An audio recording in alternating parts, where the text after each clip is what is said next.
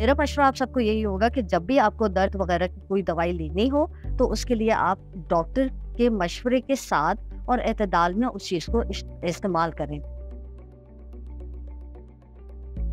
आज जिस important topic पे हम बात करना चाहेंगे वो है कि हम लोग एक्सेसिव यूज़ ऑफ जो पेन किलर्स आजकल बहुत हमारे यहाँ कॉमन है। तो मैं कुछ उसके बारे में आप लोगों से कुछ बातें और चंद इम्पोर्टेंट जो है नुक्ते समझाना चाहूँगी। आजकल हमारे पास बहुत से किस्म के पेन किलर्स मौजूद हैं, जिसमें सिंपल पैरासिटामोल से लेके फिर एनसेड आते हैं और उसके बाद फिर हमारे पास ओपियोइड तक के लेवल के हाई इंटेंसिटी वाले दर्द खत्म करने की दवाइयाँ मौजूद हैं। अब होता यह है कि हमारे यहाँ जब भी दर्द हो किसी को, तो वो खुद से अपने हिसाब से उस दवाई को इस्तेमाल करना शुरू कर देता है।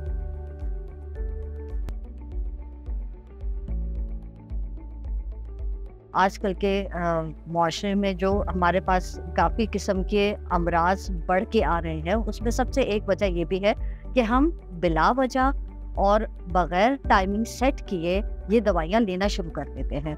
और उससे ये होता है कि हमारे ऊपर एक मुअय्यना मुद्दत के बाद, यानी कि 1-2 हफ्ते के बाद उस दवाई का असर ख़त्म हो जाता है।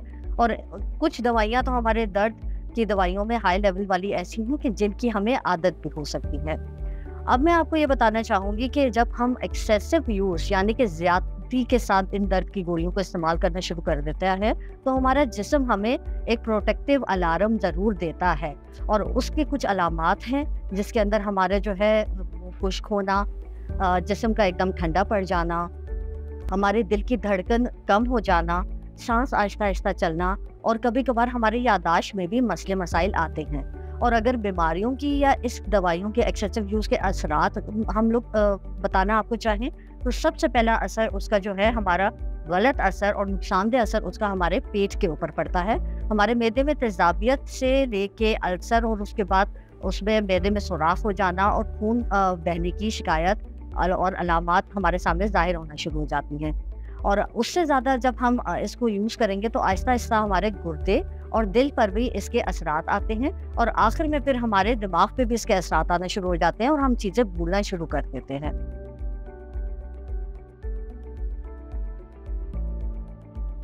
मेरा मशवरा आप सबको यही होगा कि जब भी आपको दर्द वगैरह की कोई दवाई लेनी हो, तो उसके लिए आप डॉक्टर के मशवरे के साथ और एतदाल में उस चीज़ को इस्तेमाल करें।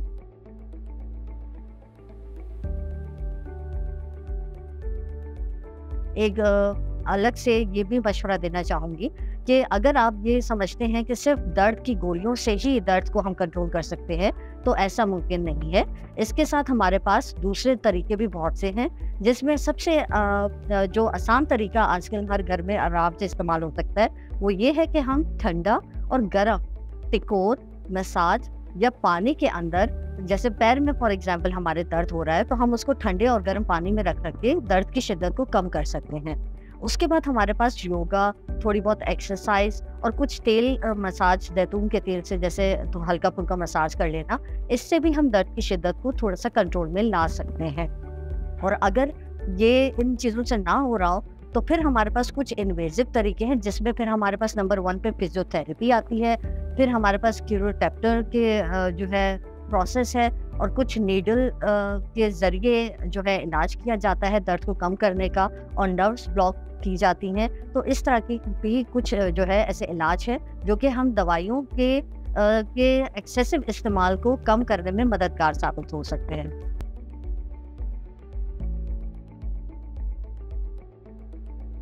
मेरा मशवरा आप सबके लिए यही है कि अपने आप को सेहतमंद ज़िंदगी गुजारने के लिए कम से कम दवाइयों का इस्तेमाल कीजिए और ज़्यादती से गुरेज़ कीजिए, क्योंकि ये 10 बीमारियों की जड़ बन जाता है।